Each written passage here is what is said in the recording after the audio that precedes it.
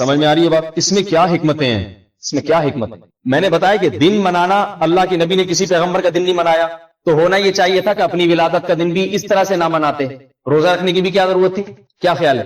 نہ رکھتے روزہ، لیکن روزہ رکھا۔ آج 15ویں صدی میں اس کی حکمت سمجھ میں آ رہی ہے، 15ویں صدی میں اس میں آپ نے اشارہ دے دیا، آپ صلی اللہ علیہ وسلم نے۔ دیکھو روزہ اور عید کبھی جمع ہو سکتی ہیں؟ بولو بھائی، روزہ اور عید جمع ہو سکتے ہیں؟ اس کی میں چند مثالیں دیتا ہوں۔ عید الفطر کے دن روزہ رکھنا جائز ہے؟ گناہ کبیرہ ہے یا نہیں ہے؟ شیطان کے سوا عید کے دن کوئی روزہ نہیں رکھتا۔ چاند نظر آ گیا، روزہ ختم۔ بقرعید کے 3 دنوں میں بلکہ 4 دنوں میں، چوتھے دن تک عید کے اثرات رہتے ہیں۔ عید تو 3 دن میں ختم ہو گئی، چوتھے دن صرف اثرات باقی ہیں عید کے، اس دن بھی روزہ رکھنا حرام، کیونکہ خوشی اور روزہ جمع نہیں ہو سکتے۔ خوشی انسان کو کھانے پینے کی طرف لے کر آتی ہے، اور روزہ انسان کو کھانے پینے سے روک دیتا ہے۔ کیا خیال ہے؟ تبھی آپ نے کبھی نہیں دیکھا ہوگا کہ آپ کے بچے کی ولادت ہوئی ہو، آپ نے لوگوں کو خوشی میں روزہ رکھوایا ہو؟ کبھی دیکھا؟ لوگ آتے ہیں فوراً مٹھائی کا مطالبہ کرتے ہیں نا۔ کیا خیال ہے بھائی؟ آپ کے یہاں سنے بچے کی ولادت ہوئی، مٹھائی کھلا رہے ہو نہیں کھلا رہے؟ آپ کبھی یہ کرتے ہیں کہ آپ کے یہاں بچے کی ولادت ہوئی ہے، کل پھر ہم سب مل کے روزہ رکھیں گے نہیں رکھیں؟ آپ کے امتحان میں 100 میں سے 100 نمبر آ گئے، کتنے روزے رکھیں گے ہم؟ آپ کوئی شکرانے کے طور پہ، عبادت کے طور پہ روزہ رکھ لے ایک الگ بات، لیکن خوشی سے فوراً دماغ کہاں جائے گا؟ کھانے پینے کی طرف۔ عید نام ہے خوشی کا، عید نام ہے خوشی کا۔ عید الفطر کے دن روزہ رکھنا کیوں حرام؟ اس لیے کہ عید کے دن اگر تم نے روزہ رکھا تو جس دن کو خدا عید کا کہہ رہا ہے، تم نے اس کے خدا کی بنائی ہوئی عید کو تسلیم نہیں کیا اس کا۔ کیونکہ عید کے دن اگر روزہ رکھو گے تو پھر مزہ تھوڑی آئے گا، سوکھے سوکھے عید الفطر مل رہے ہیں، نہ کھا رہے ہیں نہ پی رہے ہیں، آدمی کہتا نہ ہی آتی تو اچھا تھا، ٹھیک ہے؟ ایسی بات ہے۔ بقرعید کے دن عید بھی خوشی بھی ہے اور گوشت بھی نہیں کھا رہے۔ تو آپ صلی اللہ علیہ وسلم نے پیر کے دن کہ میری ولادت کا دن روزے کا دن تو ہو سکتا ہے، اب اس دن کو عید کہنا حماقت اور بے وقوفی ہے، کیونکہ روزہ اور عید جمع نہیں ہو سکتی۔ اس کی ایک اور مثال دوں آپ کو میں، یہ بڑی ٹیکنیکل قسم کی باتیں تو غور سے سنیں، یہ شاید آپ کو کتابوں میں شاید نہ ملیں۔ جمعہ کا دن بھی مجازی عید ہے، جمعے کے دن بھی کیا ہے؟ مجازی عید۔ نہاتے ہیں دھوتے ہیں، خوشی ہوتی ہے، سب جمع ہوتے ہیں، خطبہ ہوتا ہے، جیسے عید الفطر عید الاضحیٰ میں خطبہ ہوتا ہے نا، ایسے ہی جمعے کے دن بھی خطبہ ہوتا ہے۔ عید الفطر عید الاضحیٰ میں 2 رکعتیں ہوتی ہیں، جمعے میں بھی 2 رکعتیں ہوتی ہیں، اس لیے سب فقہاء نے جمعے کے دن کو مجازی عید کہا ہے۔ اب چونکہ مجازی عید بن گیا، اس لیے حدیث میں آتا ہے کہ جمعے کے دن کو روزے کے ساتھ خاص نہ کرو، روزہ رکھنے سے منع کر دیا۔ جمعے کے دن کو خاص کرنے کا مطلب یہ کہ کوئی پہلے سے رکھتا آ رہا ہے اگر روزے، ٹھیک ہے رکھ لے، اسپیشلی جمعے کے دن اس نیت سے روزہ رکھے کہ جمعے کا دن چونکہ مقدس دن ہے، اس میں روزے کا زیادہ ثواب ملے گا، اس لیے میں روزہ رکھوں گا، یہ منع ہے، شریعت میں جائز نہیں۔ جمعے کا دن مقدس ہے لیکن صرف اس دن کو خاص کر کے روزہ رکھنا جائز نہیں ہے، حدیث کی روح سے اور فقہاء کرام کے فتاوی کی روح سے۔ سمجھ رہے بات کو بھائی؟ لہذا اس سے بھی پتا چلا کہ مجازی عید یعنی جمعہ جس میں عید کا شائبہ تھا، اس دن کو روزے کے ساتھ خاص کرنے سے منع کر دیا، کیونکہ مجازی عید اور روزہ بھی جمع نہیں ہو سکتے، مجازی عید اور روزہ بھی جمع نہیں ہو سکتے۔ تو اب میرے بھائی، اگر آپ نے ماننا ہے کہ 12 ربیع الاول تاریخ پیدائش ہے نہیں، فرض کر لیا ہے، تو پھر اس دن روزہ تو رکھا جا سکتا ہوگا، ورنہ وہ بھی جائز نہیں ہے، وہ میں اس کی وجہ بتاؤں گا۔ وہ اس لیے جائز نہیں ہے کہ نبی علیہ السلام نے پیر کے دن تو روزہ رکھا ہے، 12 ربیع الاول کو آپ نے روزہ نہیں رکھا، لہذا جو دن نبی نے روزہ رکھ کے بھی نہ منایا تو اس کو روزہ بھی رکھنا خاص کر دینا وہ بھی جائز نہیں ہے۔ لیکن اگر کسی نے منانا ہی ہے اور حدیث سے حوالہ پیش کر رہا ہے تو پھر اس کو روزہ رکھنا پڑے گا، اور روزہ رکھ لیا تو پھر اس کو عید کا دن کہنا اس کے لیے جائز نہیں، پھر وہ عید کا دن نہیں ہو سکتا، حرام ہے اس کو پھر عید کا دن کہنا، کیونکہ عید اور روزے کا اجتماع عقل اس کو تسلیم نہیں کرتی، عقل تسلیم نہیں کرتی۔ نہیں یاری بات سمجھ میں؟ ایک اور دلیل آپ کو ٹیکنیکل قسم کی دوں میں، اس سے بھی پتہ چلتا ہے کہ پیر کا دن یا ولادت کا جو دن ہے اس میں عید کا عنصر نکالا گیا ہے، نکالا گیا۔ دیکھو عیسائی یہودی جو تھے ان کے لیے مقدس دن کون سا تھا؟ سب حضرات بتائیں۔ ہفتہ۔ اور یہودی اس وقت آسمانی مذاہب میں سب سے پرانی قوم ہے، حضرت موسیٰ علیہ السلام کے متبعین۔ ہفتے کا دن ان کے لیے مقدس، مجازی عید، چھٹی کا دن، عبادت کا دن، ٹھیک ہے نا، ہفتے کا دن تھا۔ یہودیوں کے بعد کون سی قوم دنیا میں آئی؟ عیسائی۔ اللہ نے عیسائیوں کے لیے کون سا دن رکھا؟ اتوار کا۔ یہودی کے لیے بھی اللہ نے ہفتے کا دن مقدس بنایا، پھر عیسائیوں کے لیے اللہ نے اتوار کا دن مقدس بنایا۔ مسلمانوں کے لیے کون سا ہونا چاہیے تھا ترتیب کو اگر دیکھو؟ پیر کا دن ہونا چاہیے تھا۔ شاید اس میں یہ حکمت ہو، پیر کا دن چونکہ یوم ولادت ہے، چونکہ یوم ولادت ہے، کہیں مسلمان اس لیے یہ نہ سمجھنا شروع کر دیں کہ ہمارے نبی اس دن پیدا ہوئے لہذا اس لیے اللہ نے اس دن کو مقدس بنایا ہمارے لیے۔ اس کانسیپٹ کو ختم کرنے کے لیے کہ نا نا نا نا نا، بس اللہ کی مرضی جس دن کو چاہے مقدس بنا دے، اس کا نبی کی ولادت یا وفات سے کوئی تعلق نہیں ہے۔ اگر اللہ پیر کے دن کو بنا دیتا تو بدعتیوں کی تائید ہو جاتی کہ دیکھو اللہ نے بھی پیر کے دن کو عظمت دی ہے، اللہ نے بھی پیر کے دن کو منانے کا حکم دیا، اللہ نے بھی پیر کو نہانے کا حکم دیا، کیونکہ پیر کا دن بن جاتا تو ہم جمعے کے بجائے پیر کو نہاتے، خوشبوئیں جمعے پیر کو لگاتے، امام صاحب خطبہ پیر کے دن دے دیتے اور خوشی خوشی مسجدیں پیر کے دن بھرتی۔ اللہ نے کیا کر دیا؟ ہفتہ اتوار کے بعد پیر ہونا چاہیے تھا، پیر کے بجائے ریورس آ کے جمعہ کر دیا۔ ٹھیک ہے، بالکل ہی پیچھے کی طرف، جو قیاس کے اعتبار سے درست نہیں ہے۔ یہ ہفتہ کے بعد اتوار کے بعد ہم آخر میں آئے تو پیر کا دن ہونا چاہیے، لیکن جمعے کا دن کر دیا۔ اس میں یہی حکمت کہ ولادت کے دن منانا اور وفات کا دن منانے کا تصور مسلمانوں کے دماغوں سے نکل جائے ہمیشہ۔ نہیں آ رہی، میرا خیال ہے ابھی بھی نہیں آ رہی سمجھ میں بات۔ تو اتنی ساری ہمیں قرآن اور حدیث سے ہدایات ملتی ہے جن میں بار بار ہمارے دماغ میں یہ بات ڈالی جا رہی ہے، بار یہ بات ڈالی جا رہی ہے کہ محمد صلی اللہ علیہ وسلم کے ولادت کے دن کو نہ مناؤ، کسی بھی طریقے سے نہ، کسی بھی طریقے سے نہ، اس کو عید کا دن قرار نہ دو۔ اور دیکھ لیں، اسلام نے بھی تو ہمیں خود عیدیں دے دی نا۔ حدیث میں آتا ہے لِكُلِّ قَوْمٍ عید، ہر قوم کے لیے ایک عید ہے اور ہمارے لیے 2 عیدیں ہیں۔ محمد صلی اللہ علیہ وسلم نے فرمایا وہ کون سی عیدیں ہیں؟ عید الفطر اور عید الاضحیٰ۔ عید الفطر اس لیے کہ پورے مہینے رمضان کے روزے رکھ، دیکھو اگر 12 مہینوں میں سب سے مقدس مہینہ کون سا ہے؟ رمضان۔ کیوں ہے؟ اس کی کوئی ریزن ہے؟ ممکن ہے کوئی کہے کہ بھئی رمضان میں اللہ نے قرآن کا نزول فرمایا اس لیے، تو قرآن کا نزول ربیع الاول میں بھی تو ہو سکتا تھا، اللہ نے اس کے لیے رمضان کو سلیکٹ کیوں کیا؟ یہاں پتہ چلتا ہے کہ اللہ رب العزت بھی ربیع الاول کے مہینے کو رمضان پر فوقیت نہیں دے رہے، رمضان کو بنایا گیا، حالانکہ اس میں کسی نبی کی ولادت یا کسی نبی کی وفات کا تصور نہیں ہوئی ہو، اتفاقی طور پہ غلط بات، رمضان کو بنا دیا، بس بنا دیا ہماری مرضی۔ اب کوئی اللہ سے ہی نہیں پوچھ سکتا کہ رمضان کیوں، اللہ فرماتے میں نے بنا۔ پیدا محمد صلی اللہ علیہ وسلم ربیع الاول میں ہوئے، لیکن مقدس مہینہ کون سا بنایا گیا؟ رمضان کا مہینہ۔ اور رمضان میں ایک مہینہ عبادت کے بعد پھر عید کا دن 1 شوال کو، اور 10۔ اچھا اب آپ یہ دیکھیے، دوسری عید جو ہے ہماری 10 ذی الحجہ کو ہے۔ ہم 10 ذی الحجہ کو جو عید مناتے ہیں اس میں ہوا کیا تھا؟ میں بتا رہا ہوں کہ شریعت کاموں کی بنیاد پہ تو دنوں کا تعین کرتی ہے، کاموں کی بنیاد، تاکہ اس کام کا تصور آئے تو تمہارے اندر اس کام کا جذبہ پیدا ہو۔ ولادت کے تصور سے تمہارے اندر ظاہر تم ولادت کا جذبہ تو پیدا ہو نہیں سکتا کہ میں بھی اس دن پیدا ہو جاؤں۔ وفات کے تصور سے ان کو دیکھ کے کہ وہ انتقال ہوا تھا تو میرا بھی انتقال ہو جائے، یہ تو ہو نہیں سکتا۔ کسی نے کوئی کسی خاص دن قربانی دی ہو، اس دن کو محفوظ کر لیا گیا تاکہ جب وہ دن آئے گا تمہارے اندر بھی قربانی کا جذبہ پیدا ہو جائے۔ ہمیں ابراہیم علیہ السلام کی یاد منانے کا حکم ہے یا نہیں ہے؟ محمد صلی اللہ علیہ وسلم کے بعد اہل سنت والجماعت کا اتفاق ہے کہ تمام پیغمبروں میں سب سے اونچا مقام حضرت ابراہیم علیہ السلام کا ہے۔ وَاتَّبِعْ مِلَّةَ إِبْرَاهِيمَ حَنِيفًا، نبی علیہ السلام کو حکم دیا کہ اب ابراہیم علیہ السلام کے دین کی پیروی کریں۔ کتنا بڑا مقام دے دیا۔ حضرت ابراہیم علیہ السلام کی یاد کو باقی رکھنے کے لیے اللہ نے نہ تو ابراہیم علیہ السلام کی ولادت کے دن کو سلیکٹ کیا اور نہ ہی ابراہیم علیہ السلام کی وفات کے دن، کہ بھئی ولادت کے دن اللہ فرماتے تھے کہ جس دن ابراہیم علیہ السلام پیدا ہوئے اس وقت تمام اسلامی ملکوں میں چھٹی ہونی چاہیے تاکہ لوگوں کو پتہ چلے ابراہیم علیہ السلام پیدا ہوئے۔ تو اس پتہ چل کے کیا ہو جاتا؟ وہ تو ویسے ہی پتہ ہوئے بھئی، اس سے عملی لحاظ سے کوئی فرق نہیں پڑنا تھا۔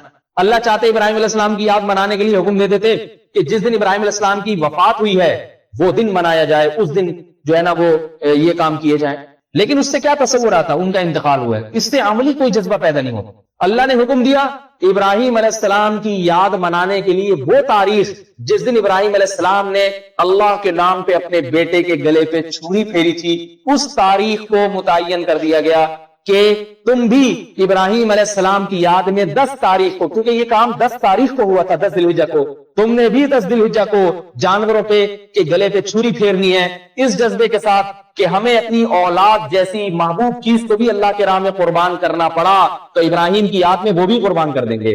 نہیں ہے بات سمجھ میں؟ یہ تمام تاریخیں جو اسلام نے متعین کی ہیں یہ بتا رہی ہیں کہ اسلام مسلمانوں کو عملی زندگی سے منسلک کرنا چاہتا ہے، عملی زندگی سے، تاکہ ہر قربانیوں کو محفوظ کیا جا رہا ہے۔ 10 محرم کو ہم روزہ رکھتے ہیں، 10 محرم کو، اس دن یہودیوں کو فرعون سے نجات ملی تھی۔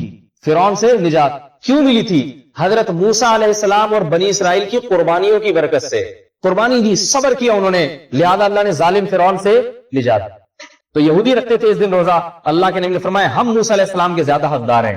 آپ نے نہیں فرمایا کہ ہم موسیٰ علیہ السلام کی یوم پیدائش یا یوم وفات پہ روزہ رکھیں گے، نہ، جس دن قربانیوں کا صلہ مل رہا ہے، تاکہ فوراً مسلمان کا ذہن کیا جائے گا کہ ان کی قربانیوں کے بدلے ان کو اتنی بڑی ظالم سے نجات مل سکتی ہے، ہم اگر اللہ کی راہ میں قربانیاں دیں گے، صبر کریں گے، تو ہمیں بھی اللہ کی رحمت سے دنیا اور آخرت میں بڑی بڑی نعمتیں ملیں گی.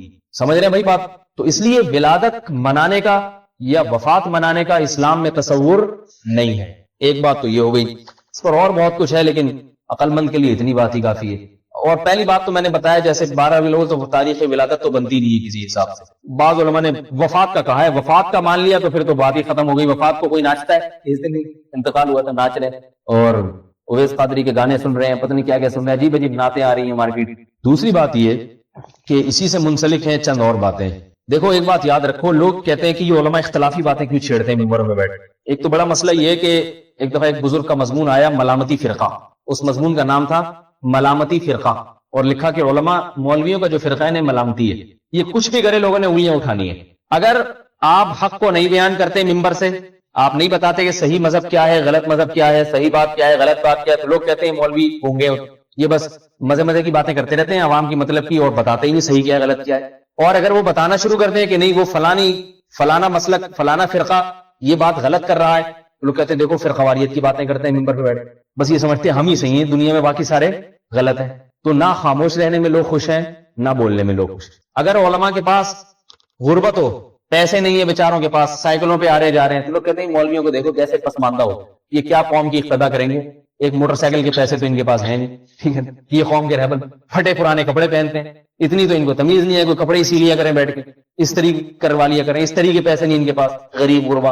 اور اگر لینڈ کروزر میں گھومنا شروع کر دیں، یہ مولوی ہمارے نبی صلی اللہ علیہ وسلم کے تو کپڑے پیمند لگے ہوتے تھے 6 6 8 8، اور گدھے کی سواری میسر نہیں تھی، کھانے کو روٹی میسر نہیں تھی، یہ نلی نہاریاں کھا رہے ہیں، یہ ہر جمعرات کو جاوید نہاری پہ پہنچے ہوئے ہوتے ہیں اور ماؤس ڈال کے کھا رہے ہیں، اس میں لینڈ کروزر میں گھوم رہے ہیں. اور بھی بولنے والا تھا لیکن مناسب نہیں ہے. 4 شادیاں کی ہوئی، 4 بیویاں رکھی.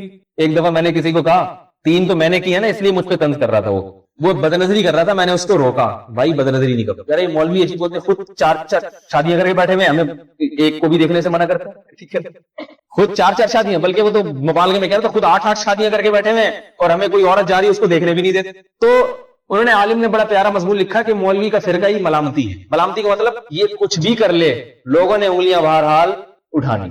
پیسے ہوں تو یہ تانا کہ نبی کے پاس تو غربت تھی، 2 وقت کا کھانا میسر نہیں تھا، یہ 3 وقت پیٹ بھر کے کھاتے ہیں، ٹھیک ہے نا. اور نہیں ہو پیسے تو غربت کے تانے کہ ہر وقت چندوں پہ ہی مدرسوں کو چلاتے ہیں، مسجدوں کے چندے اور یہ چندے مختلف قسم کی. اور حق کو بیان کرو کہ بھئی فلاں غلط کہہ رہا ہے، یہ بات صحیح ہے، تو یہ دیکھو اپنے سوا کسی کو صحیح سمجھتے ہی نہیں ہے، پھر خوارج میں ڈال رہے ہیں. خاموش رہو تو یہ حق بات بیان ہی نہیں کرتے، گونگے بنے رہتے ہیں. تو اس لیے ایسے میں آپ کو ایک چھوٹا سا واقعہ سنا کے بس پھر مختصر اپنی بات سمیٹتا ہوں کہ میرے ساتھ بھی ایسا ہی معاملہ ہے. میرے ساتھ بڑا پھونک کے قدم رکھنا پڑتا ہے کہ کیا بولے کیا نہ بولے. یار میرا ارادہ نہیں تھا ربیع الاول پہ باتیں کرنے کا، ایک تو میں پہلے ہی بیان کر چکا ہوں کافی اس بارے میں، اور پھر ربیع الاول سے سمجھدار لوگوں کو پتہ ہے کچھ بھی نہیں ہے یہ، ٹھیک ہے نا. صحابہ میں نہیں تھا، تابعین میں نہیں، اسلاف کے دور میں نہیں تھا، لیکن پھر میسج بھی آپ بات کریں بولیں، تو میں نے کہا چلو تھوڑا سا بتا دیتے ہیں کیا ہوتا. لیکن حقیقت یہ کہ ایک آدمی تھا نا، آج ہماری مثال ایسے ہے، ایک آدمی تھا، باپ اور بیٹے سفر کر رہے تھے، سواری کے لیے صرف ایک گدھا ان کے پاس، سواری کے لیے صرف ایک گدھا. بچہ چھوٹا تھا تو باپ نے ترس کھا کے بچے کو گدھے پہ بٹھا دیا اور خود پیدل چلنے لگا. بچہ ہے تھک جائے گا. تھوڑا گزرا ہے تو لوگوں نے کہا یہ دیکھو یہ اپنی اولاد کو کیا ادب سکھا رہا ہے، بچپن سے بگاڑ رہا ہے، خود پیدل چل رہا ہے اور بچے کو گدھے پہ بٹھایا ہوا ہے، اتنا پروٹوکول دے رہا بچے کو، پھر کہتے ہیں کہ اولاد بگڑ گئی، پھر بعد میں کہتے ہیں کہ اولاد ہماری بگڑ گئی. جب یہ تمیز سکھاؤ گے تو اولاد بگڑے گی نا. اس نے یہ تانے سنے تو بچے کو نیچے اتارا، خود گدھے پہ بیٹھ گئے. اب تھوڑا آگے گئے تو اگلا محلہ آئے تو لوگ کہنے لگے یہ اپنے باپ ہونے کا ناجائز فائدہ اٹھا رہے ہیں، اتنا معصوم کمزور سا بچہ اس کو پیدل چلا رہا ہے، ٹھیک ہے بڑا ہو جائے گا پھر خدمت کرے گا، ابھی چھوٹا بچہ ہے، خود بنا ہوا بیٹھا ہوا ہے اتنا، اور جناب اس بچے پہ ظلم کر رہا ہے. یہ نیچے اترا، اس نے کیا بچے کو بھی اپنے ساتھ بٹھا لیا کہ دونوں ہی بیٹھ کے جاتے. تھوڑا آگے گئے دیکھو ایک گدھا اور بندے دو چڑھ کے بیٹھے ہوئے اس کے اوپر. ظلم زیادتی کی انتہا دیکھو. کمزور جانور پہ ان کو رحم نہیں آتا، پریشان کہ کیا کریں بھائی، نہ اس طرح خوش. دونوں اتر گئے اور گدھے کو خالی. آگے گئے تو ایک محلے میں لوگوں نے کہا ان سے بڑا احمق آج تک ہم نے کوئی نہیں. سواری خالی ہے مگر کوئی بیٹھ نہیں رہا اس کے اوپر، گدھے کو پیدل لے کے جا رہے ہیں. گدھا تو ہوتا ہی سواری کے لیے. آگے ایک دریا تھا، اس نے اٹھایا، گدھا دریا میں پھینک. اب ایسے ہی ٹھیک ہے. تو یہ واقعی بیوقوف تھا جو اس نے گدھے کو دریا میں پھینک دیا. یہ تو واقعی ہم اس کو چاہیے تھا کہ جو سمجھ میں آ رہا ہے کر لے، لوگوں کی انگلیوں کی پرواہ نہ کرے، لوگ جو انگلیاں اٹھا رہے ہیں بول رہے ہیں بولنے دے، ٹھیک ہے نا. تو ہم بھی یہی سوچتے ہیں کہ بھائی اب بولنا ہے تو جو سمجھ میں آ رہا ہے لوگوں سے مشورہ بھی لے لیتے ہیں، علماء سے بھی، پھر بول دیتے ہیں. جس کو پسند آ رہا ہے ٹھیک ہے، نہیں پسند آ رہا تو نہ آئے تو کہیں اور چلا جائے بھائی، ٹھیک ہے نا. ضروری تھوڑی یہی الفلاحیہ مسجد میں ہی آگے ہماری بیانہ سے جہاں چلا جائے انشاءاللہ وہاں جہاں سے اللہ نے آپ کو مقدر میں ہدایت لکھی ہے وہاں سے آپ کو ہدایت ملے گی. یہ صرف محمد صلی اللہ علیہ وسلم کی مجلس تھی جس سے کسی کو نہ دھتکارا جا سکتا تھا، اور آپ علیہ السلام کا دھتکارا ہوا کہیں پنپ نہیں سکتا تھا. باقی محمد صلی اللہ علیہ وسلم کے علاوہ دنیا میں کوئی عالم بزرگ ایسا نہیں ہے کہ آپ ان کو چھوڑ دیں گے تو ہمیشہ کے لیے گمراہ ہو جائیں گے. اللہ والے دنیا میں ہر دور میں موجود رہے، ایک کی بات سمجھ میں نہیں آ رہی دوسرے پاس چلے جاؤ وہاں سے سمجھ میں آ جائے، لیکن علماء کا دامن چھوڑو نہیں. ادھر سے بھاگیں تو کسی عالم ہی کے پاس جائیں، ٹھیک ہے نا، اس کے پاس جا کے دین سیکھیں. خود سے کوشش کرنا کہ بس مجھے سب کچھ آ گیا ہے، میں اپنی رائے سے میں سیکھوں گا، یہ غلط ہے، اس سے آدمی گمراہ ہو جاتا ہے. تو میں جلدی بات کو سمیٹتا ہوں. دوسری بات یہ کہ نظر و نیاز سے متعلق بھی بعض لوگوں نے SMS بھیجے ہیں کہ اس پہ بھی کچھ روشنی ڈالیں کہ نظر و نیاز بنانا پیران پیر کے نام کی اور فلانی طرح کی چیزیں. اس میں ایک بات یاد رکھیں، نظر و نیاز جو ہے نا، نظر تو شریعت کا لفظ ہے، نیاز تو کچھ ہے ہی نہیں، لفظی بات کی ایجاد کردہ لفظ ہے. یہ نیاز کا لفظ ہی بعد میں ایجاد ہوا ہے. نظر کا لفظ قرآن میں بھی استعمال ہوا ہے، حدیث میں بھی. نظر کا مطلب یہ ہوتا ہے کہ آپ اپنے ذمے لازم کر لیں اور یہ الفاظ کہیں کہ اللہ کے لیے مجھ پر یہ کام لازم ہو گیا ہے. کوئی عبادت اپنے اوپر لازم ہے، عبادت تو وہ آپ پر واجب ہو جائے گی اللہ کے لیے. للہ علیہ ان اصوم غدا، مجھ پر لازم ہو گیا کہ میں کل روزہ رکھوں گا، ٹھیک ہے. مجھ پر لازم ہو گیا ہے اللہ کی خاطر کہ میں اتنے پیسے اللہ کی راہ میں صدقہ کروں. تو جب آپ نے یہ الفاظ کہے تو آپ کے ذمہ واجب ہو جائیں. اور ایک ہوتی ہے یہ نظر منجز ہے، یہ کیا نظر معلق. آپ نے کہہ دیا کہ اللہ اگر میں امتحان میں فرسٹ آ گیا تو اتنے روزے رکھوں گا، اور آپ امتحان میں فرسٹ آ گئے تو آپ پر اتنے روزے رکھنا واجب ہو جائے، ٹھیک ہے. آپ نے کہا اللہ اگر میرے مریض کو شفا مل گئی، بیمار پڑا ہوا ہے ڈاکٹر اگر اس کو شفا مل گئی اتنے غریبوں کو کھانا کھلاؤں گا، تو جب شفا مل جائے آپ پر لازم ہو جائے گا کہ اتنے غریبوں کو کھانا کھلائیں. یہ نظر ہے جو قرآن اور حدیث سے ثابت ہے، ٹھیک ہے نا. آگے دوسری چیز ہے ایصال ثواب. ایصال ثواب کا مطلب یہ ہے کہ کوئی دنیا سے چلا گیا مرحوم، چاہے بزرگ ہو، آپ کے والدین ہو، کوئی بھی ہو، تو آپ کچھ صدقات و خیرات کر کے ان کی میت کو ثواب، اپنی میت کو ثواب پہنچانا چاہتے ہیں. آپ یہ چاہتے ہیں کہ میں نیکی کا کام یہاں کروں اور ثواب میرے والدین کو قبر میں ملے. یہ بھی حدیث سے ثابت ہے. صدقہ جاریہ جسے کہتے ہیں. اب اس صدقہ جاریہ میں کچھ بھی کیا جا سکتا ہے. صدقات و خیرات، کسی غریب کو چپکے سے پیسے پکڑا دیں اور نیت یہ کریں کہ اس کا ثواب میرے والد کو پہنچے، دادا کو پہنچے، والدہ کو پہنچے، امی کو پہنچے، خالہ کو پہنچے، جو بھی دنیا سے چلا گیا. اور اس میں یہ بھی کیا جا سکتا ہے کہ اللہ اس کا ثواب پیرانے پیر کو پہنچے، شیخ عبد القادر گیلانی رحمۃ اللہ علیہ کو پہنچے.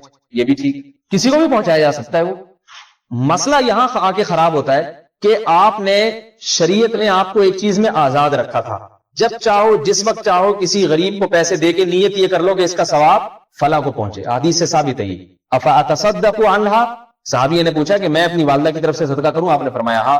تو والدہ کی طرف سے جب صدقہ ہو سکتا ہے ہر ایک کی طرف سے ہو سکتا ہے، صحابہ کی طرف سے بھی ہو سکتا ہے. تو یہاں تک تو معاملہ ٹھیک ہے. آگے جو کچھ چیزیں لگا دی ہیں نا وہ عجیب و غریب سی پیون کاریاں. دیکھو میں ایک بات آپ کو بتاؤں، جتنی قیدیں بڑھاتے چلے جائیں گے نا کسی چیز میں، برکت ختم ہوتی چلی جائے گی. اس کی مثال بالکل ایسے ہے، قدرت نے جو چیزیں پیدا کی ہیں نیچرل شکل میں، ان کو جتنا فطرت کے اصول پہ باقی رکھ کے استعمال کریں گے وہ صحت کو فائدہ پہنچائیں. مثال کے طور پہ دیکھو دودھ ہمیں اللہ نے دیا نا، بھینس دودھ نکالتی ہے، تو دودھ کے بارے میں ڈاکٹر کہتے ہیں آپ نے جب اس کو ابال لیا تو 35% اس کے وٹامنز ختم ہو جاتے ہیں، مر جاتے ہیں. لہذا صحیح طریقہ کیا ہے، قدرت نے جس شکل میں پیدا کیا فوراً تازہ پی جائیں آپ دودھ، تو آپ کی ہڈیوں کو ٹھا کر کے لگے گا جا کے، ٹھیک ہے نا. کیسے لگے گا؟ ٹھا کر کے، یعنی جزو بدن بن جائے گا مکمل. تبھی پہلے لوگ بڑے طاقتور ہوتے تھے، بھینس کا گائے کا دودھ نکالا پی گئے. ہمیں گرم اس لیے کرنا پڑتا ہے کہ ہم کافی گھنٹوں کا رکھا ہوا ہوتا ہے، اس میں جراثیم پیدا ہو جاتا ہے، تو جراثیم کو مارنے کے لیے ابالتے ہیں. جراثیم تو مرتے ہیں لیکن بہت ساری اچھی چیزیں بھی مر جاتی ہیں اس کے اندر، ٹھیک ہے نا. اچھے جراثیم بھی مر جاتے ہیں، کیوں؟ جب ابل رہا ہے تو ہر ایک ہی ابل رہا ہے، وہ یہ تھوڑی دیکھ رہے ہیں کہ گرمائش کی کون سے کو مارنا ہے کون سے کو نہیں مارنا. تو جو چیز جتنی نیچرل شکل میں ہوگی اتنی ہی برکت اس میں زیادہ ہوگی. حکیم لوگ یہ کہتے ہیں کہ بادام کو تیل نکال کے پی جانا اس کے بجائے بادام خوب چبا کے کھانا یہ زیادہ مفید ہے. کیونکہ بادام کو اللہ نے جو شکل دی ہے نا اسی شکل میں کھائیں گے تو فائدہ ہوگا. جیسے جیسے پروسیس سے گزرتا رہے گا اس کے فائدے کم ہوتے چلے جائیں گے. چنا ہے، چنا بیسن بنا کے روٹی کھائیں گے، اس میں غذائیت کم ہے. ڈائریکٹ چنے بھون کے چبائیں گے، اس میں غذائیت زیادہ. اس کی درجنوں مثالیں ہیں، ڈاکٹر آپ کو بہت ساری مثالیں دے دیں گے. سیب ہے آپ نے لیا اور خود چبا کے کھا رہے ہیں آپ، اس میں فائدہ زیادہ ہے. جوس نکال کے پیئیں گے کچھ فائدے تو بڑھ جائیں گے، لیکن بنیادی فائدہ جس کے لیے اللہ نے سیب کو پیدا کیا اس مجموعی لحاظ سے جو زیادہ فائدہ ہے وہ کم ہو جائے گا اس کے اندر. سمجھ میں آ رہی ہے بات؟ یہ جو ہم کھاتے ہیں کینو مالٹے، اس کا جوس نکال کے پیو، اور ایک طریقہ ہے کہ ایسے کینو مالٹے کھاؤ. کسی بھی ڈاکٹر سے پوچھ لیں وہ کہے گا کہ بھائی مالٹے کھانا، چبا کے کھا کے نگل لینا اس کے وہ جو اس کا کیا کہتے ہیں اس کو جو بھی ہے، ٹھیک ہے سمجھ گئے آپ لوگ، وہ زیادہ فائدے مند ہے. اس میں بہت ساری چیزیں ایسی ہوتی ہیں جو پیٹ کے لیے مفید ہوتی ہے، جوس بنا کے پی جانے میں وہ فائدہ نہیں. تو قدرت نے جس چیز کو جس شکل میں پیدا کیا اسی شکل میں باقی رکھ کے اس کو استعمال کریں گے تو فائدہ ہوگا. جتنی اس کی شکل تبدیل کرتے چلے جائیں گے اس میں جو قدرتی فوائد تھے وہ کم ہوتے چلے جائیں گے، اس کی برکت کم ہوتی چلی جائے گی. یاد رکھو اسی طریقے سے اللہ رب العزت نے ہمیں جو حکم جیسے دیا ہے اس کو اسی طرح باقی رکھ کے اگر آپ اس پر عمل کریں گے اس میں روحانی برکت زیادہ ہوگی. اس میں جتنی قیدیں بڑھاتے چلے جائیں گے، پیاز ٹماٹر کے تڑکے بدعت کے تڑکے لگاتے چلے جائیں گے آپ اس کے اندر، اس کی برکت ختم ہوتی چلی جائے گی. اب صدقات و خیرات کے بارے میں حکم دے دیا، جب چاہو جس وقت چاہو کرو. آپ نے اس کے لیے جمعرات کا دن متعین کر لیا کہ ہم فلانے پیر کی نیاز نکالیں گے جمعرات کے دن، تو آپ نے ٹماٹر کا تڑکا لگا دیا نہیں لگا دیا؟ بتاؤ بھائی. ڈالڈے کا تڑکا لگایا ایسے، قدرتی آئل جو اس کے اندر موجود تھا اس میں آپ نے کیا کر دیا؟ ڈالڈا میں ڈال کے تل دیا، تڑکا لگا دیا آپ نے اس کو. پھر آپ نے کہا کہ اس میں فلاں کھانا پکے گا، فلاں کھانا پکے گا. حالانکہ غریب کی حاجت پیسوں میں زیادہ پوری ہوتی ہے یا کھانے میں؟ ثواب کس چیز کا پہنچانا ہے؟ صدقے کا نا. اور صدقے کا مقصد کیا ہوتا ہے؟ غریب کی حاجت. تو جتنی حاجت غریب کی پوری ہوگی اتنا ہی ثواب زیادہ ملے گا. اب مجھے ایک بات بتاؤ، حاجت پوری ہونے میں پیسوں کا زیادہ دخل ہے یا روٹی کا؟ پیسوں کا. مثال کے طور پر آپ کو تنخواہیں جو ملتی ہے، کسی کو 20,000، کسی کو 40,000، کسی کو 1,00,000. اگر گورنمنٹ کہے کہ ہم 1,00,000 کے بجائے آپ کو 1,00,000 کا گندم دے دیں گے، روٹیاں تندور سے 1,00,000 کی روٹیاں لے لیا کرو خود بھی کھاؤ، یا گوشت دے دیں گے، یا آپ کو چیزیں بنا کے دے دیں گے، آپ کیا کہیں گے؟ مجھے قائد اعظم چاہیے. آپ کیا بولو گے؟ قائد اعظم. کیونکہ قائد اعظم کا فائدہ یہ ہے، قائد اعظم مراد میری نوٹ کہیں میرے خلاف کوئی مقدمہ چلا دیں قائد اعظم کی توہین کا، تو آپ کیا نوٹ کو ترجیح دیں گے؟ نوٹ کو ترجیح کیوں دیں گے؟ آپ کو پتا ہے بھائی میں اپنی ضرورت زیادہ جانتا ہوں، مجھے ₹1,00,000 ملیں گے، مجھے پتا ہے میں نے گھر میں پراٹھے کھانے ہیں، روٹی کھانی ہے یا مکئی کھانی ہے، ممکن ہے میں روٹی کھاتا ہی نہیں، میں چاول پہ گزارا کرتا ہوں، مجھے گھر میں اے سی لگوانا ہے، میری ضرورت کیا ہے؟ پیسے جس کے پاس ہوتے ہیں وہ اپنی ہر ضرورت پوری کر لیتا ہے آسانی کے ساتھ. تبھی امام ابو حنیفہ رحمہ اللہ تعالیٰ کا یہ مذہب ہے کہ فطرانے میں بھی، حدیث میں تو گندم کا حکم ہے نا، تو وہ فرماتے ہیں کیونکہ گندم اس زمانے میں رائج تھی، لہذا اگر کوئی گندم کے پیسے دے دیتا ہے تو زیادہ ثواب کی بات. لیکن بعض علماء نے ظاہر حدیث کو دیکھا کہ نہیں بھی گندم ہی دینی پڑے گی، گندم کی قیمت نہیں دے سکتے. امام صاحب نے فرمایا کہ نہیں، قیمت دینے میں زیادہ فائدہ، تو اس لیے قیمت گندم ہے، لیکن دلالت النص سے قیمت خود بخود اسی سے ثابت ہو جاتی ہے. امام نے فرماتے قسم کھا کے کفارہ، کسی پر قسم توڑ دی کفارہ لازم ہے. قرآن کہتے ہیں 10 غریبوں کو کھانا کھلاؤ. امام صاحب فرماتے ہیں کہ کھانے کے پیسے بھی دیے جا سکتے ہیں، بلکہ یہ زیادہ افضل ہے کہ پیسے دے دیے جائیں. اس پہ بعض لوگ اشکال کرتے ہیں امام حنیفہ پر کہ بھئی حدیث قرآن میں تو کھانا کھلانے کا حکم ہے. امام صاحب فرماتے ہیں کھانا کھلانے کا حکم ہے، لیکن کھانا کھلانے کا حکم کا مقصد کیا ہے؟ غریب کی حاجت پوری کرنا، وہ پیسوں سے زیادہ پوری ہو جاتی ہے، لہذا دلالت النص سے پیسے دینا جائز، کیونکہ اس سے وہ کھانا بھی خرید سکتا ہے کچھ اور. اب سوال پیدا ہوتا ہے اگر یہ ہے تو قرآن نے پیسوں کا ذکر کیوں نہیں کر دیا؟ پھر قرآن یہ کہتے تھے 10 غریبوں میں اتنے گندم کے پیسے بانٹ دو. وہ اس میں حکمت یہ ہے کہ اگر پیسوں کا سراہتاً ذکر ہوتا تو پھر کھانا کھلانے کی اجازت نہ ہوتی، اس میں تنگی ہو جاتی. بعض لوگ پیسے نہیں خرچ کر سکتے، ان کے لیے کھانا کھلانا آسان ہوتا ہے، کیونکہ یہ کرنسی تو اب رائج ہوئی ہے نا. پہلے زمانے میں کرنسی کا اتنا رواج نہیں تھا، کسان کے پاس پیسے نہیں، دراہم دینار نہیں ہوتے تھے، گندم کی بوریاں ہوتی تھی. اسے کہا جائے تو 2.25 کلو گندم پکڑا دے بس تیری جان چھوڑ جائے گی. یہ حکمت تھی. بعد ایک الگ موضوع ہے، میں آپ کو ایک بات بتا رہا ہوں کہ بتاؤ میرے بھائی، غریب کی حاجت پیسے دینے میں پوری ہوتی ہے یا کھانا کھلانے میں؟ ہر آدمی کہتا ہے پیسہ چاہیے. ایک غریب ہے، اس کو آپ نے ایک بکرا 10,000 کا صدقے کے نام پہ ذبح کر کے گوشت کھلا دیا، اور ایک غریب ہے اس کو آپ نے 10,000 کا بکرا ذبح کرنے کے بجائے 10,000 کی رقم پکڑا دی، تو غریب کس پہ زیادہ خوش ہوگا؟ 10,000. وہ کہے گا بھائی تم نے ایک بکرا کاٹ کے ذبح کر دیا، 4-5 دن میں ختم ہو جائے گا، 10,000 مجھے دے دیتے تو میں گندم بھی لے آتا، چاول بھی لے آتا، آٹا دال بھی لے آتا، پورے مہینے کا راشن لے آتا. میں پیسہ خرچ کرنا چاہیے. اب اگر کسی نے پیر کے نام کو کی کوئی نیاز نکالنی ہے تو اول تو پیرانے پیر ہی کی کیوں، ان سے بڑے بڑے بزرگان دین اور بھی گزرے، انہی کو کیوں فکس کر لیا؟ ٹھیک ہے وہ بہت بڑے اللہ والے بزرگ تھے، پہلی بات انہی کو کیوں فکس کیا؟ نمبر 2 دن مخصوص کیوں متعین کر لیا، جمعراتی کو یا ہفتے ہی کو، جو مجھے تو دن معلوم نہیں کون سا. پھر 11ویں کو ہی نکالنا ہے. یہ دن آپ جو لگا رہے ہیں نا، یہ اپنی طرف سے زیادتی. اور پھر سب سے بڑھ کر یہ کہ اگر آپ نے ثواب پہنچانے، نیاز نکالنی ہے تو غریب کو چپکے سے پیسے پکڑا دے. نبی علیہ السلام نے فرمایا سب سے بہترین صدقہ ہے دائیں ہاتھ سے دو تو بائیں کو پتا نہ چلے. پوری دنیا کو کیوں بتا رہے ہیں؟ چپکے سے کسی غریب چپکے سے پکڑا دیا تو یہ ہو جائے گا. یہ جس کی اس کو آپ نیاز کا نام دے دیں یا آپ صدقے کا نام دے دیں یا فلانے کی نام کی نیاز کچھ بھی کہتے ہیں ہماری طرف سے نہ شریف کی طرف سے نام کچھ بھی دیا جا سکتا ہے یہ صدقہ خیراتی. سمجھ میں آ رہی ہے بات؟ اور دوسری بات یہ کہ یہ بھی اس صورت میں ہے کہ آپ کی نیت اللہ کو راضی کرنے کی ہو اور ثواب فلاں بزرگ کو پہنچا رہے ہیں. لیکن اگر آپ کی نیت یہ ہے کہ میں یہ صدقہ اس لیے کر رہا ہوں کہ فلاں بزرگ کی روح کو خوش کرنے کے لیے، یہ شرک ہے، یہ غیر اللہ کے نام کی عبادت ہے. یہ سمجھنے بات کو. اس کی میں ایک مثال دیتا ہوں. دیکھو فقہ نے لکھا ہے ایک آدمی آ رہا ہے آپ کے علاقے میں، بڑا آدمی ہے، آپ نے اس کے نام پہ بکرا ذبح کیا. تو یہ جو ہم کہتے ہیں نا فلاں کے نام پہ بکرا ذبح کیا، اس کے دو مطلب ہوتے ہیں. ایک مطلب تو یہ کہ فلاں چونکہ آ رہا ہے لہذا میں اللہ کے نام پہ جانور ذبح کر رہا ہوں اور گوشت میں اس مہمان کو کھلاؤں گا تاکہ تازہ گوشت بکرا کا اس کو کھانے کو ملے. یہ جائز ہے، جیسے کہ ہمارے گھروں میں ہوتا بھی ہے. کبھی مرغی ذبح ہو رہی ہوتی ہے کسی کے لیے، کسی کے نام پہ، کبھی بکرا ذبح ہوتا ہے. نام اللہ ہی کا لیا جاتا ہے اور سمجھا بھی یہ جاتا ہے کہ اللہ کے نام پہ جانور ذبح ہو رہا ہے اور فلاں کو گوشت کھلا کے خوش کیا جا رہا ہے. ٹھیک ہے نا؟ لیکن اگر آپ کے نظریہ یہ ہے جیسے بعض علاقوں میں ہوتا ہے کہ فلاں پیر صاحب آ رہے ہیں ان کے نام کا جانور، یعنی یہ بتانے کے لیے کہ ہم نے آپ کے اعزاز میں اتنے جانوروں کو قربان کر دیا ہے آپ کے اعزاز میں، یہ شرک ہو جائے گا. کیونکہ جانور کا گلا کٹنا یہ اگر عبادت ہے تو یہ عبادت صرف اللہ کو خوش کرنے کے لیے ہو سکتی ہے.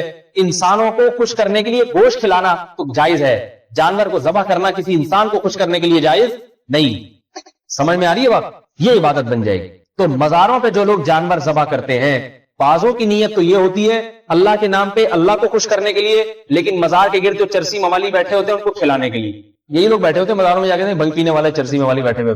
تو جس کی یہ نیت ہے کہ باباؤں کے مزار پہ، داتا دربار کے مزار پہ جانور ذبح کر رہا ہے، کر بھی اللہ کے لیے رہا ہے، نام بھی اللہ کا لے رہا ہے، اور مقصد کیا ہے مزار پہ جتنے بھی یہ موالی آئے ہوئے ہیں بھنگ پی کے بیٹھے ہوئے ان کو گوشت کھلاؤں گا، تو یہ عمل صرف بدعت ہوگا، شرک نہیں ہوگا. سمجھنے بات کو؟ بدعت ہے، گناہ ہے.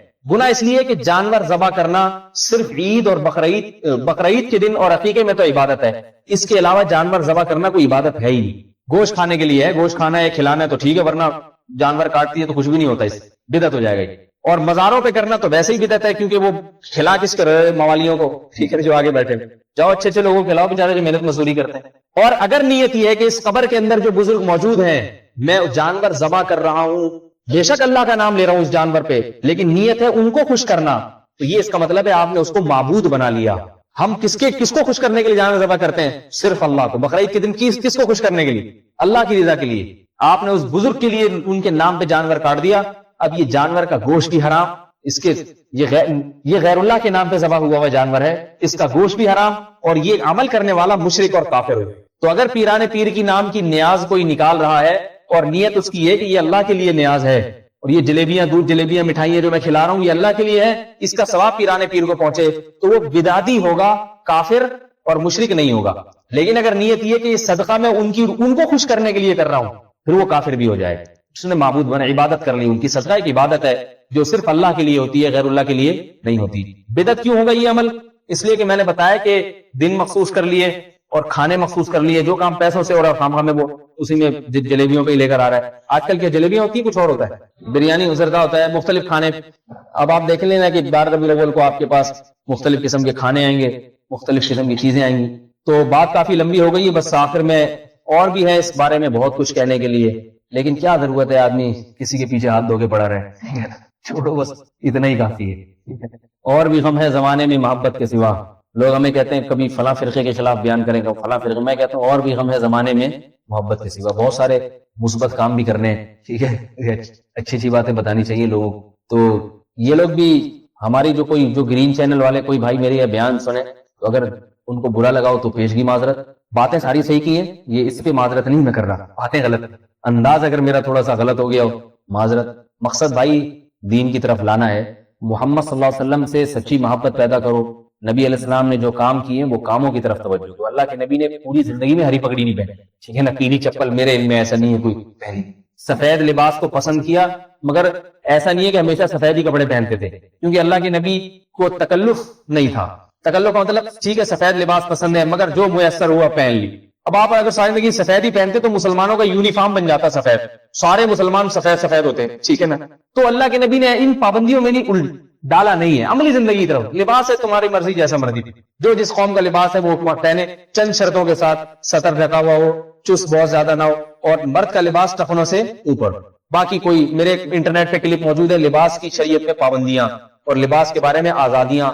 کیوں ہیں آزادیاں, کیوں دی ہے شریعت؟ اس لیے کہ ساری دنیا کے سارے انسانوں کا دین ہے, تو کوئی ایک مخصوص لباس نہیں کہ شلوار قمیض ہی سنت ہے اور اظہار پہننا ہی سنت ہے, اس لیے کہ ساری دنیا کے سارے انسان اس کو قبول نہیں کر سکتے. پھر سرد علاقوں کے لوگ اگر دھوتی شلوار یا یہ چیزیں شروع کر دیں تو بیچارے ٹھنڈ سے اکڑ جائیں, ٹھیک ہے نا. اسلام جب ساری دنیا کے سارے انسانوں کے لیے, تو آپ علیہ السلام نے کوئی مخصوص لباس کی ترغیب نہیں دی, یہ والا پہنو یہ والا نہ. تبھی صحابہ کرام نے دنیا میں کہاں کہاں فتوحات کی ہیں, اپنا لباس پہن کے جاتے تھے مگر دوسرے کے لباسوں پہ کبھی اعتراض نہیں کرتے تھے. تبھی آپ دیکھیں ہمارے ہاں شلوار قمیض ہے ہمیشہ سے ہے, کبھی آپ نے نہیں دیکھا ہوگا کہ سعودی عرب والے آگے شلوار قمیض پہ انگلی اٹھاتے ہیں جبے پہنو ہماری طرح, ٹھیک ہے نا. ہم عرب ہیں, عربوں کا اپنا ایک لباس ہے, ہمارا اپنا لباس ہے. جبہ بھی کوئی بذات خود کوئی سنت نہیں ہے, شلوار قمیض بھی بذات خود سعودی عرب کا وہ لباس ان کے لیے سوٹیبل, ہمارے لیے یہ سوٹیبل. انگریزوں کے لیے پینٹ شرٹ, کیونکہ وہ گرم علاقے کے لوگ ہیں, ان کو اتنی موٹی موٹی پینٹیں چاہیے, وہ شلوار قمیض افورڈ نہیں کر سکتے, ٹھیک ہے نا. اگر پہنیں گے تو ان کے نیچے دو چار ان کو ٹراؤزر وغیرہ پہننے پڑیں گے ان کو. تو ہر ایک کا اپنا لباس ہے. البتہ کوئی کسی خاص قوم کا شعار بن جائے تو پابندی ہے. شعار پینٹ شرٹ جب تک انگریزوں کا شعار تھا علماء نے منع کیا. اب علماء کہتے ہیں کہ یہ اتنا عام بن گیا ہے کہ اب یہ انگریزوں کا شعار نہیں رہا ہے, شعار نہیں, اب یہ کامن لباس بن چکا ہے. لاکھوں مسلمان یورپ میں پینٹ شرٹ پہنتے ہیں, اور فقہاء نے لکھا ہے کہ جب کوئی لباس کسی قوم کا شعار جب تک ہے اس وقت تک حرام, جب وہ شعار ختم ہو جائے, اتنا رواج ہو جائے اس کا, تو پھر وہ ناجائز بھی نہیں رہتا. مثال کے طور پر ایک دو مثالیں دیتا ہوں. جب انگریز ہندوستان میں آیا تو تمام ہندوستانی مسلمانوں کی عادت تھی نیچے بیٹھ کے کھانا کھاتے تھے, میز کرسیوں پہ کھانا نہیں کھاتے تھے. یہ انگریز نے متعین, اس وقت علماء نے فتویٰ دیا کہ میز کرسی پہ کھانا کھانا جائز نہیں ہے کیونکہ یہ انگریزوں کا شعار ہے. یعنی دیکھتے ہی پتہ چل جاتا تھا کہ وہ انگریز کا بچہ بیٹھا ہوا ہے یہاں پہ. لیکن جب یہ رواج بن گیا, اب کوئی عالم نہیں کہتا کہ میز کرسی پہ کھانا کھانا ناجائز. ہوٹلوں میں سب میز کرسی پہ کھاتے ہیں, کیونکہ اب میز کرسی پہ آپ کسی کو کھاتا ہوا دیکھیں گے تو آپ کا دماغ اس طرف نہیں جائے گا کہ یہ انگریز ہے. کامن ہو گیا ایک چیز. ٹائی کے بارے میں بھی یہی ہے, مجھ سے لوگ اکثر پوچھتے ہیں ٹائی لگانا جائز ہے یا نہیں, تو میں یہ کہتا ہوں کہ بھائی ٹائی ٹھیک ہے ایجاد انگریزوں نے کی, تو لیکن اب ٹائی کوئی انگریزوں کا شعار نہیں ہے. میری رائے ہے, غلط بھی ہو سکتی ہے, ٹھیک ہے نا, میری ذاتی رائے ہے کہ ٹائی اب انگریزوں کا شعار نہیں. پینٹ شرٹ ہے تو اس کے ساتھ ٹائی ہو, اس کا لباس کا حصہ سمجھا جانے لگا ہے. وہ جس وقت ہوگا سلیب کا نشان اس وقت ہوگا, اب نہیں ہے بہرحال, یہ اب کوئی بھی نہیں سمجھتا اس کو. تو اس لیے میں نہیں سمجھتا کہ اس پہ اتنی زیادہ. البتہ یہ ضروری ہے کہ لباس وہی پہنا کریں جو عام طور پہ علماء صلحاء پہنتے ہیں. اس لیے بہتر یہی ہے کہ شلوار قمیض پہنا کریں. یہ تھوڑا سا اس میں ذرا شرافت تھوڑی سی زیادہ ٹپکتی ہے. پینٹ شرٹ پہنتے ہیں تھوڑا سا مستی کا دل کرتا ہے آدمی کا, یہ حقیقت, یہ آپ خود زیادہ جانتے ہوں گے, آپ پہنتے ہیں تھوڑا سا ٹھڑکنے کا اور وہ مائیکل جیکسن بننے کا تھوڑا سا دل بہرحال کرتا ہے. تبھی پینٹ شرٹ میں امام کو یہ اچھا نہیں لگتا. امام صاحب پینٹ شرٹ پہن کے آ جائیں آپ کو بھی اچھے نہیں لگیں گے, آپ کہیں گے یار یہ تو. پتہ ہی چلا کہ شلوار قمیض میں روحانیت ذرا زیادہ ہے. روحانیت ذرا پہننا جائز ہے, پینٹ شرٹ بھی, روحانیت ذرا شلوار قمیض میں تھوڑی زیادہ, بشرطے کہ شلوار قمیض بھی تھوڑی سی اچھی ہو. آج میں نے دیہات میں میرا جانا ہوا تو ان کی شلواریں عجیب عجیب, اتنے چوڑے چوڑے پائنچے کہ آپ کو میں کیا بتاؤں. جب پیشاب کرتے تھے نا تو شلوار اتارنے کی ضرورت نہیں, پائنچے اوپر کر کے بیٹھ جاتے. یہ سچا واقعہ آپ کو دیکھا بتا رہا ہوں. اب شلواریں اس قسم کی جب ہوں گی تو ہر آدمی کہے گا بھائی اس سے تو پینٹ شرٹ. تو یہ عجیب عجیب اس طرح کی کوئی وہ نہیں. تو اللہ کے رسول صلی اللہ علیہ وسلم نے یہ نہ کوئی چپلوں کا, یہ گھڑی پگڑی کا کوئی یونیفارم نہیں ہونا چاہیے کہ آپ کا ایک مخصوص شعار بن جائے. دیکھو میرے پاس لوگ آتے ہیں مجھ سے کہتے ہیں آپ پگڑی باندھتے ہیں سفید رنگ کی, کیوں باندھتے ہیں؟ میں کہتا ہوں سفید رنگ پگڑی, مجھے سفید پسند ہے, اور اللہ کے نبی کو سفید رنگ پسند بھی تھا, لیکن کوئی پابندی نہیں. آپ کو کوئی اور رنگ کی پگڑی پسند ہے, آپ وہ رنگ کی پہن, پابندی. بعض کالی پگڑی باندھتے ہیں, اور اگر آپ کو سرے سے پگڑی نہیں پہننی تو بھی کوئی پرابلم نہیں, ٹھیک ہے نا, آپ نہ پہنے پگڑی, کوئی ضروری نہیں ہے پگڑی پہننا.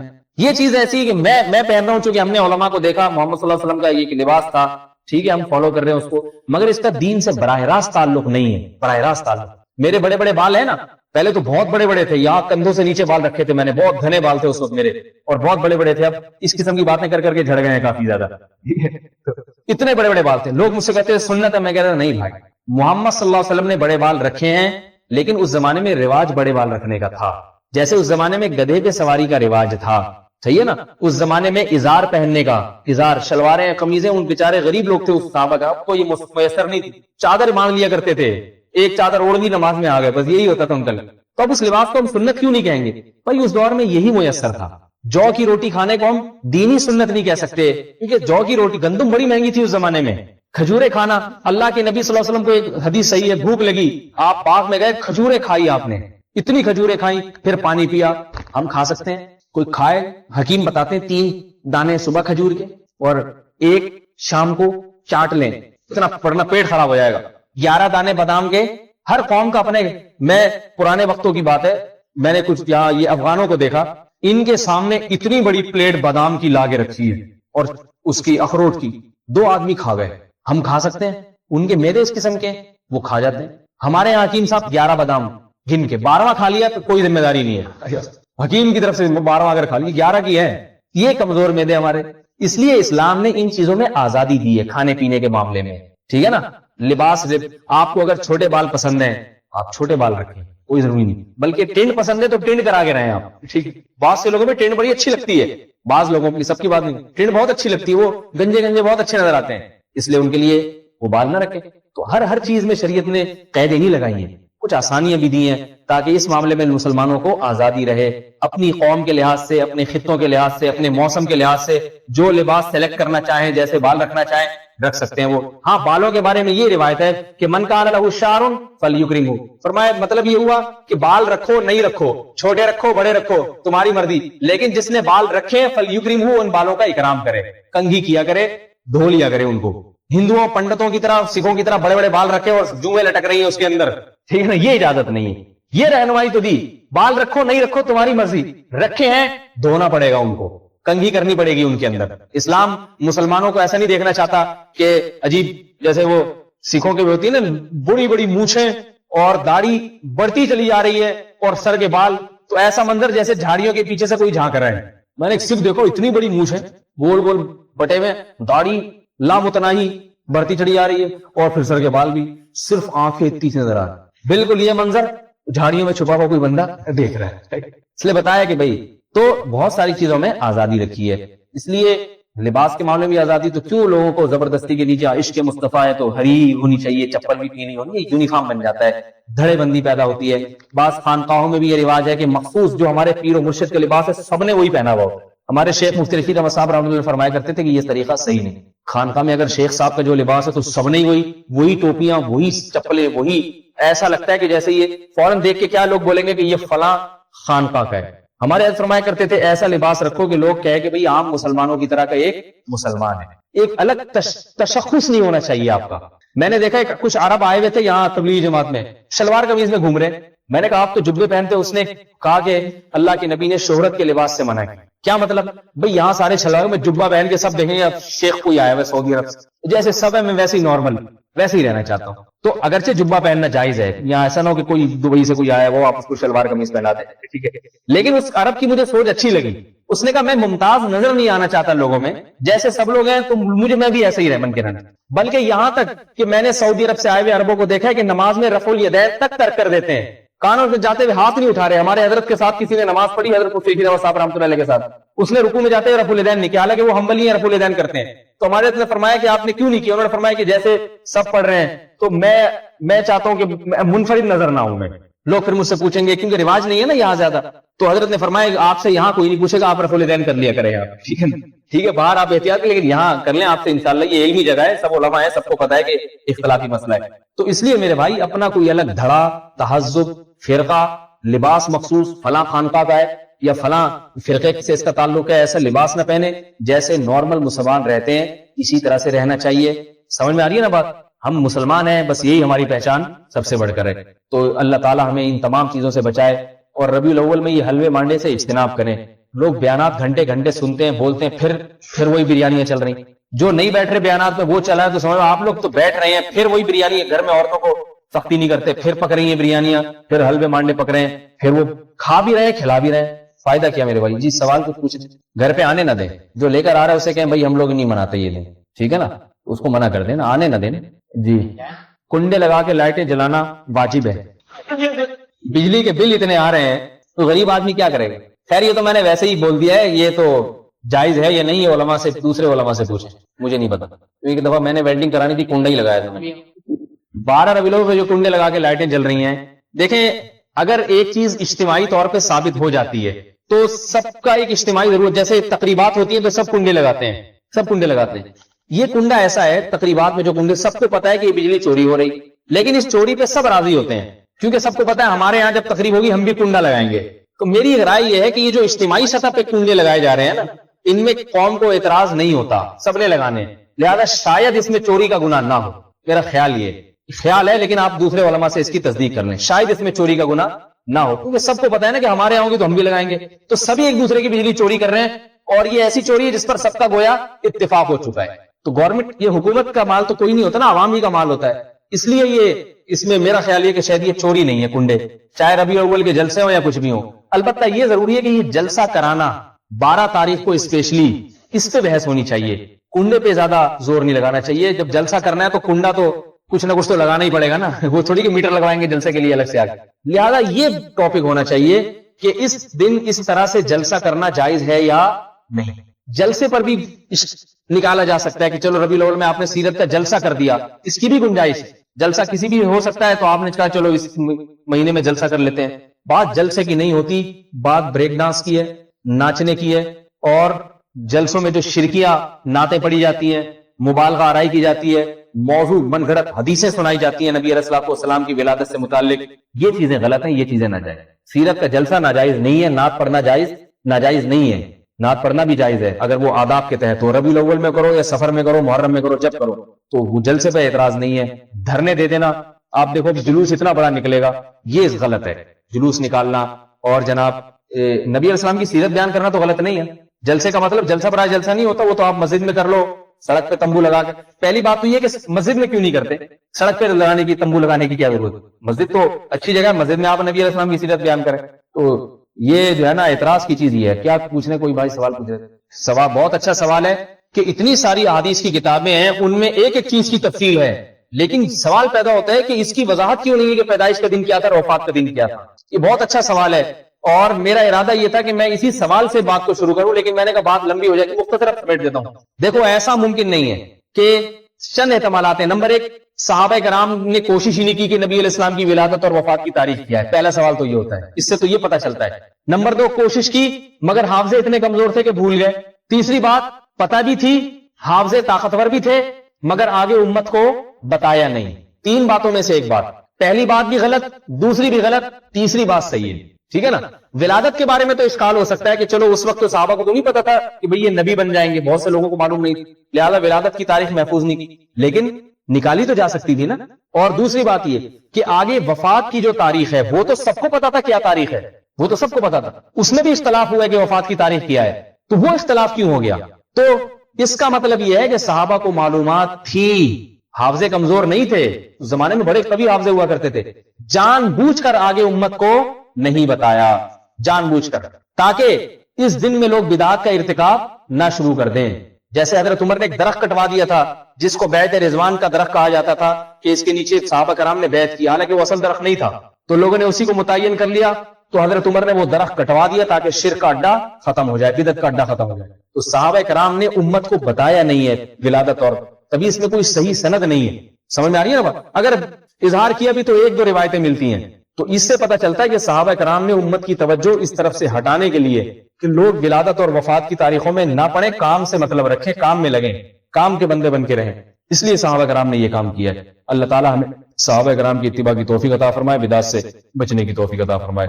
سبحانک اللہم و بحمدک، نشہد ان لا الہ الا انت